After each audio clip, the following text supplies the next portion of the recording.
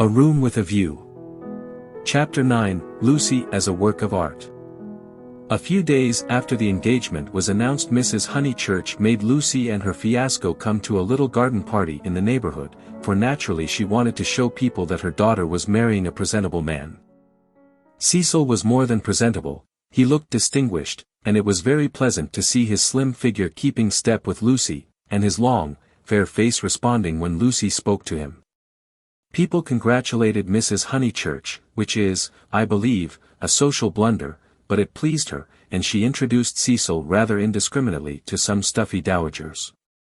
At tea a misfortune took place. A cup of coffee was upset over Lucy's figured silk, and though Lucy feigned indifference, her mother feigned nothing of the sort but dragged her indoors to have the frock treated by a sympathetic maid. They were gone some time, and Cecil was left with the dowagers. When they returned he was not as pleasant as he had been. "Do you go to much of this sort of thing?" he asked when they were driving home.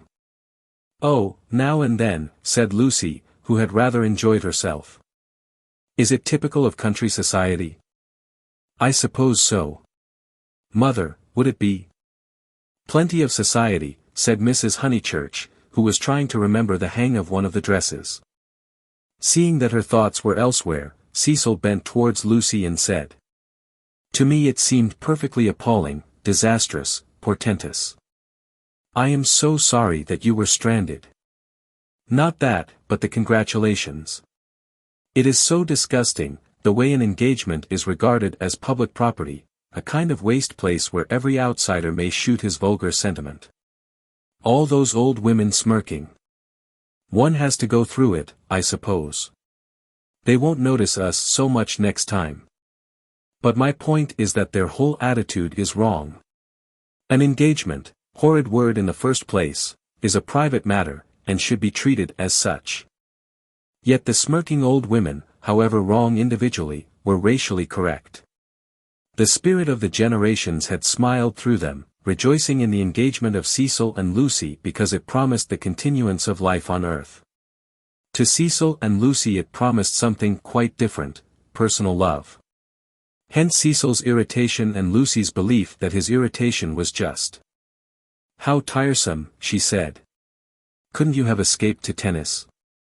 "I don't play tennis, at least, not in public. The neighborhood is deprived of the romance of me being athletic. Such romance as I have is that of the Inglese Italianato." "Inglese Italianato? E un diavolo incarnato. You know the proverb?" She did not. Nor did it seem applicable to a young man who had spent a quiet winter in Rome with his mother. But Cecil, since his engagement, had taken to affect a cosmopolitan naughtiness which he was far from possessing.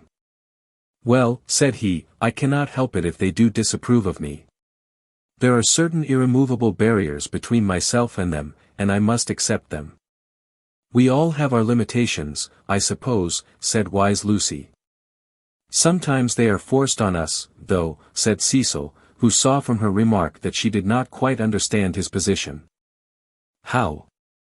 "It makes a difference, doesn't it, whether we fully fence ourselves in, or whether we are fenced out by the barriers of others?" She thought a moment, and agreed that it did make a difference. "Difference?" cried Mrs. Honeychurch, suddenly alert. "I don't see any difference. Fences are fences, especially when they are in the same place." "We were speaking of motives," said Cecil, on whom the interruption jarred. "My dear Cecil, look here." She spread out her knees and perched her card case on her lap. "This is me. That's Windy Corner. The rest of the pattern is the other people. Motives are all very well, but the fence comes here." "We weren't talking of real fences," said Lucy, laughing. "Oh, I see, dear, poetry." She leant placidly back. Cecil wondered why Lucy had been amused. "I tell you who has no fences, as you call them," she said, "and that's Mr. Beebe. A parson fenceless would mean a parson defenseless." Lucy was slow to follow what people said, but quick enough to detect what they meant. She missed Cecil's epigram, but grasped the feeling that prompted it. "Don't you like Mr. Beebe?" she asked thoughtfully. "I never said so," he cried. "I consider him far above the average. I only denied," and he swept off on the subject of fences again, and was brilliant. "Now, a clergyman that I do hate," said she, wanting to say something sympathetic, "a clergyman that does have fences, and the most dreadful ones, is Mr. Eager, the English chaplain at Florence. He was truly insincere, not merely the manner unfortunate. He was a snob, and so conceited, and he did say such unkind things." "What sort of things?" "There was an old man at the Bertolini whom he said had murdered his wife." "Perhaps he had." "No." "Why, no. He was such a nice old man, I'm sure." Cecil laughed at her feminine inconsequence. "Well, I did try to sift the thing. Mr. Eager would never come to the point. He prefers it vague, said the old man had practically murdered his wife, had murdered her in the sight of God." "Hush, dear," said Mrs. Honeychurch absently. "But isn't it intolerable that a person whom we're told to imitate should go round spreading slander? It was, I believe, chiefly owing to him that the old man was dropped. People pretended he was vulgar, but he certainly wasn't that. Poor old man.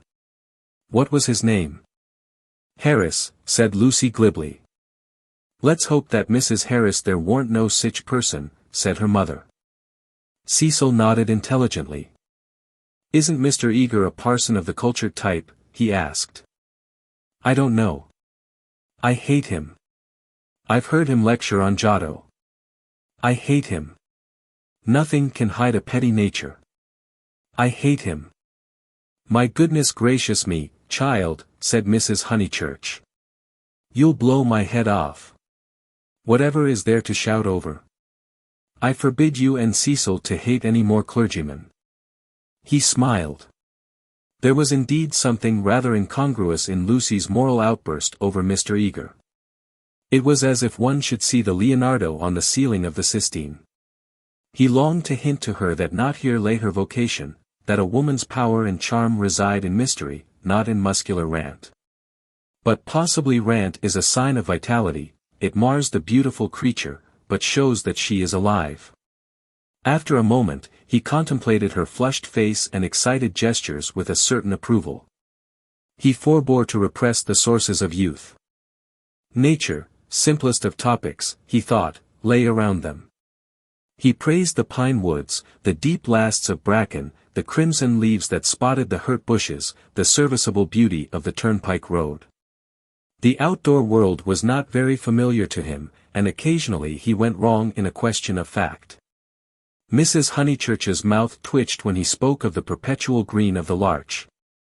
"I count myself a lucky person," he concluded. "When I'm in London I feel I could never live out of it.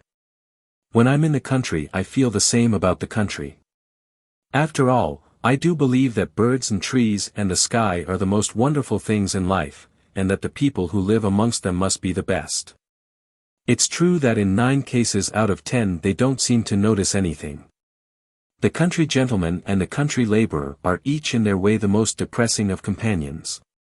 Yet they may have a tacit sympathy with the workings of nature which is denied to us of the town. Do you feel that, Mrs. Honeychurch?" Mrs. Honeychurch started and smiled. She had not been attending. Cecil, who was rather crushed on the front seat of the Victoria, felt irritable, and determined not to say anything interesting again. Lucy had not attended either. Her brow was wrinkled, and she still looked furiously cross, the result, he concluded, of too much moral gymnastics. It was sad to see her thus blind to the beauties of an August wood. "Come down, O maid, from yonder mountain height," he quoted, and touched her knee with his own. She flushed again and said, "What height?" "Come down, O maid, from yonder mountain height. What pleasure lives in height," the shepherd sang. "In height and in the splendor of the hills. Let us take Mrs. Honeychurch's advice and hate clergymen no more. What's this place?" "Summer Street, of course," said Lucy, and roused herself. The woods had opened to leave space for a sloping triangular meadow.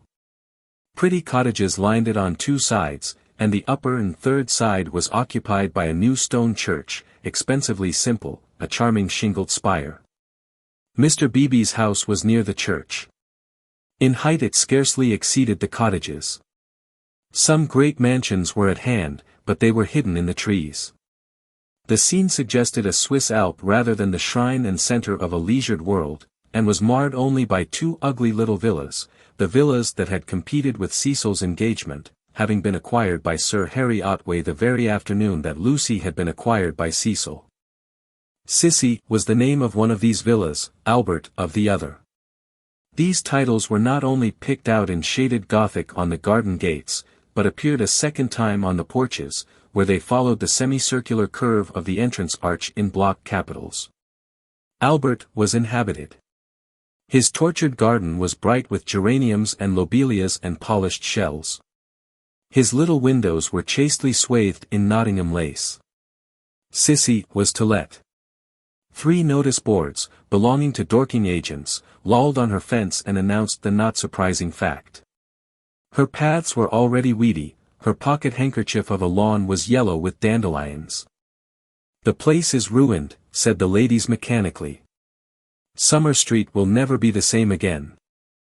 As the carriage passed, Sissy's door opened, and a gentleman came out of her. "Stop," cried Mrs. Honeychurch, touching the coachman with her parasol. "Here's Sir Harry. Now we shall know. Sir Harry, pull those things down at once."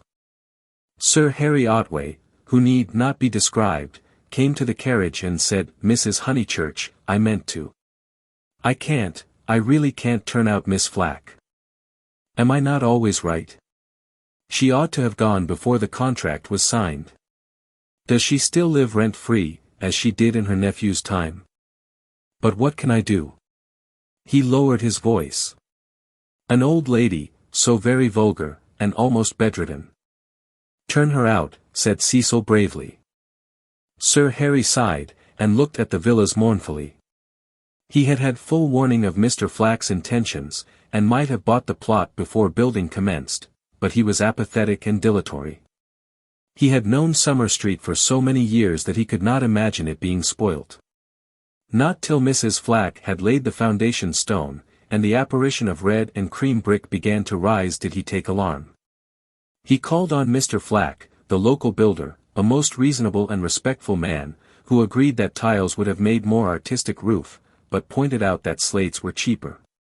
He ventured to differ, however, about the Corinthian columns which were to cling like leeches to the frames of the bow windows, saying that, for his part, he liked to relieve the façade by a bit of decoration. Sir Harry hinted that a column, if possible, should be structural as well as decorative.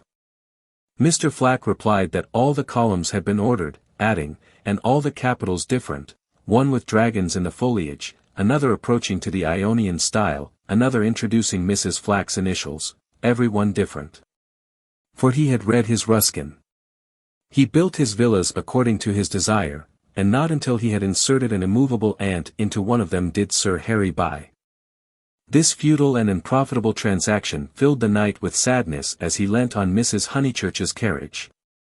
He had failed in his duties to the countryside, and the countryside was laughing at him as well. He had spent money, and yet Summer Street was spoilt as much as ever. All he could do now was to find a desirable tenant for Sissy, someone really desirable. "The rent is absurdly low," he told them, "and perhaps I am an easy landlord. But it is such an awkward size. It is too large for the peasant class and too small for anyone the least like ourselves." Cecil had been hesitating whether he should despise the villas or despise Sir Harry for despising them. The latter impulse seemed the more fruitful. "You ought to find a tenant at once," he said maliciously. "It would be a perfect paradise for a bank clerk." "Exactly," said Sir Harry excitedly. "That is exactly what I fear, Mr. Vyse. It will attract the wrong type of people. The train service has improved, a fatal improvement, to my mind. And what are 5 miles from a station in these days of bicycles?" "Rather a strenuous clerk it would be," said Lucy. Cecil, who had his full share of medieval mischievousness, replied that the physique of the lower middle classes was improving at a most appalling rate. She saw that he was laughing at their harmless neighbor, and roused herself to stop him. "Sir Harry," she exclaimed, "I have an idea. How would you like spinsters?" "My dear Lucy, it would be splendid. Do you know any such?" "Yes, I met them abroad."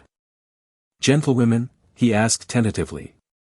"Yes, indeed, and at the present moment homeless.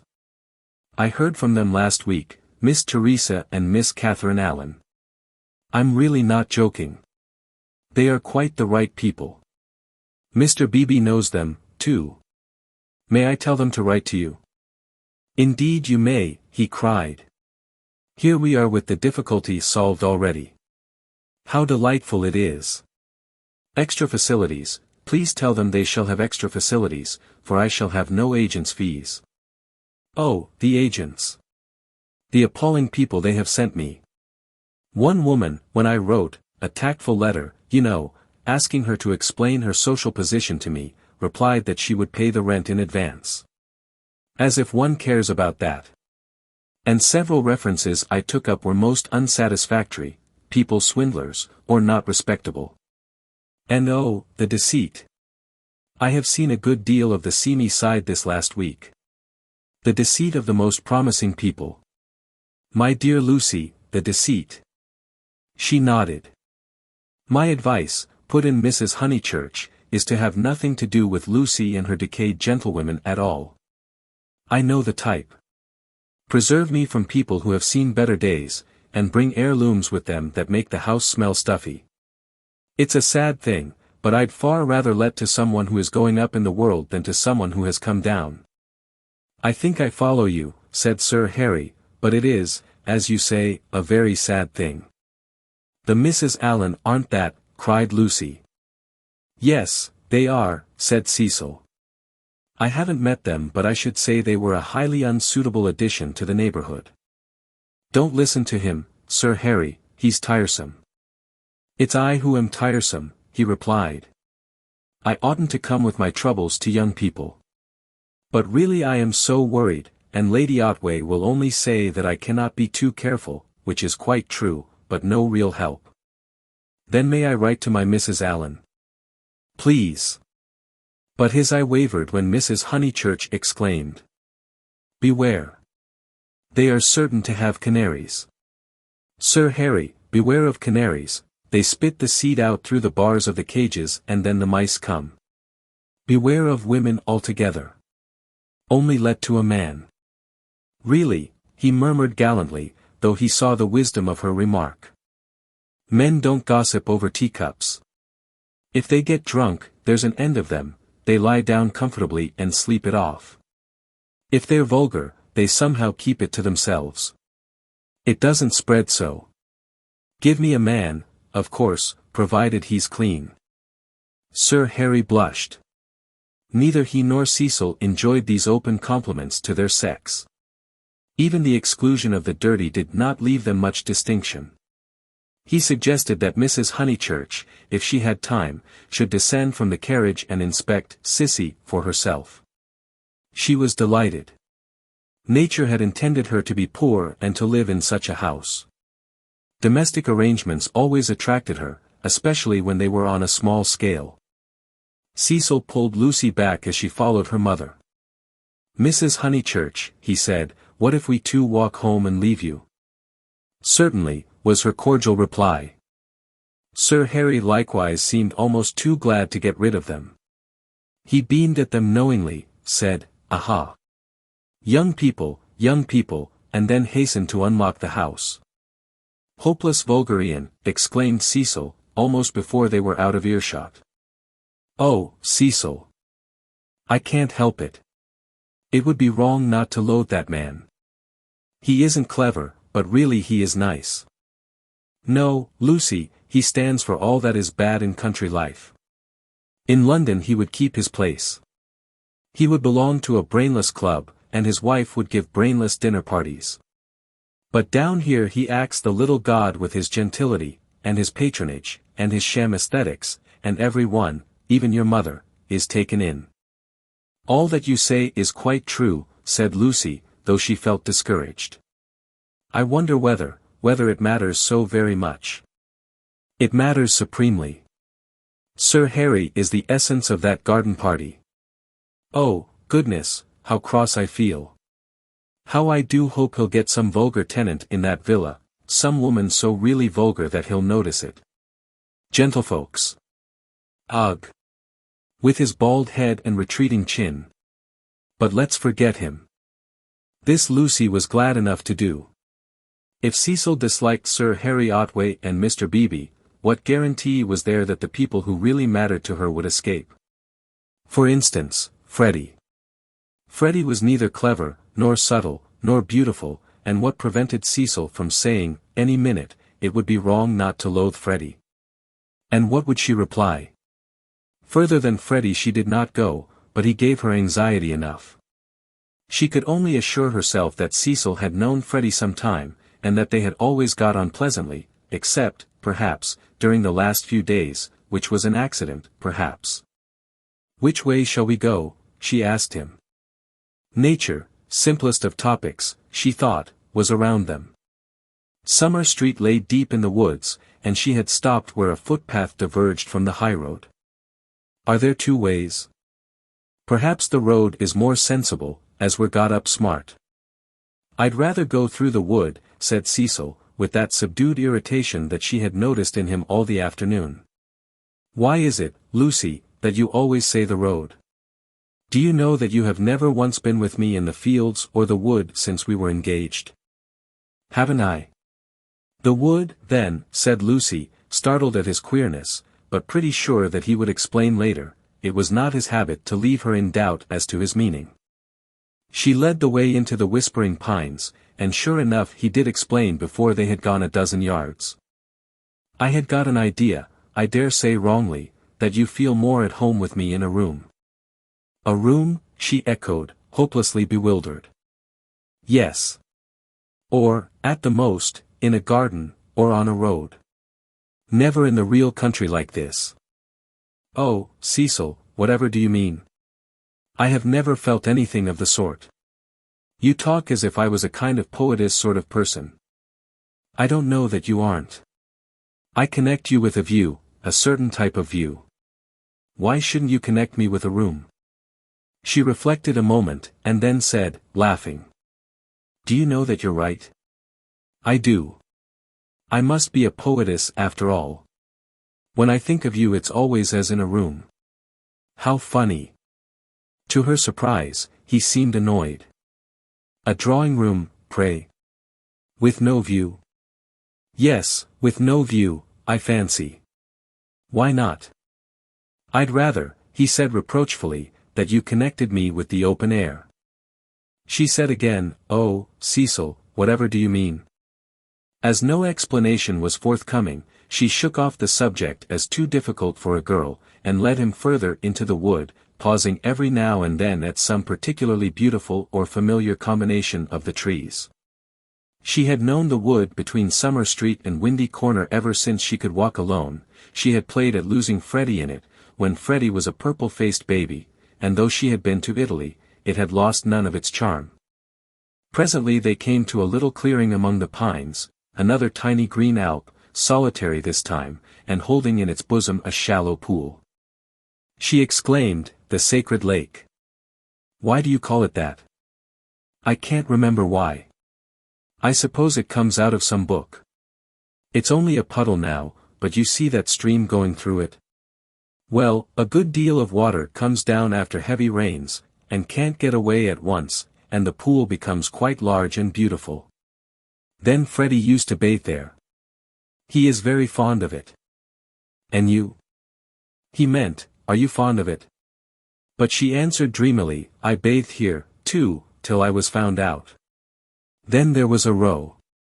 At another time he might have been shocked, for he had depths of prudishness within him. But now?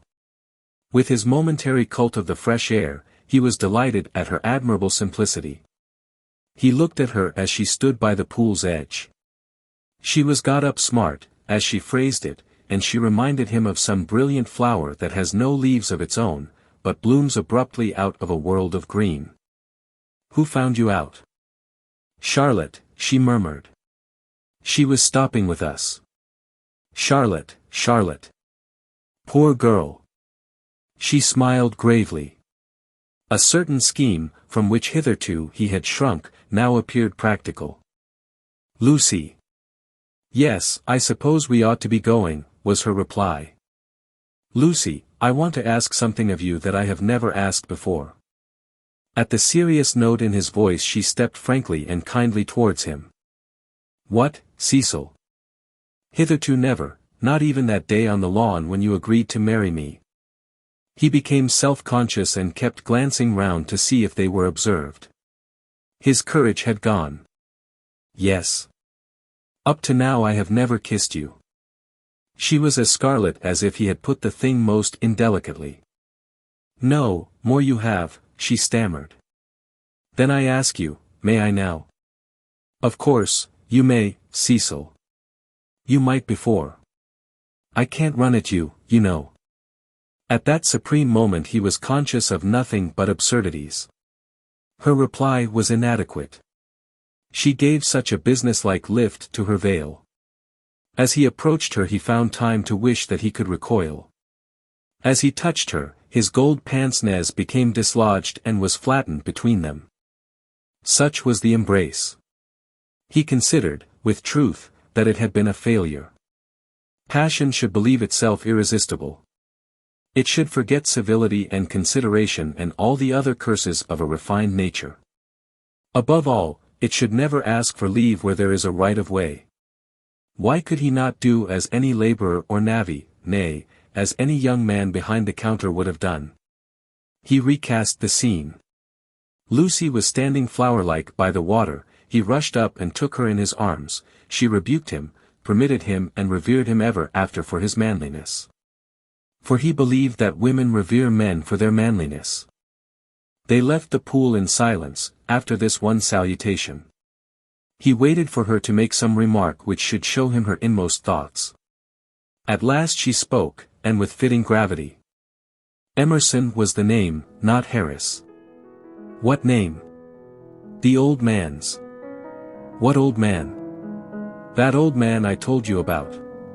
The one Mr. Eager was so unkind to. He could not know that this was the most intimate conversation they had ever had.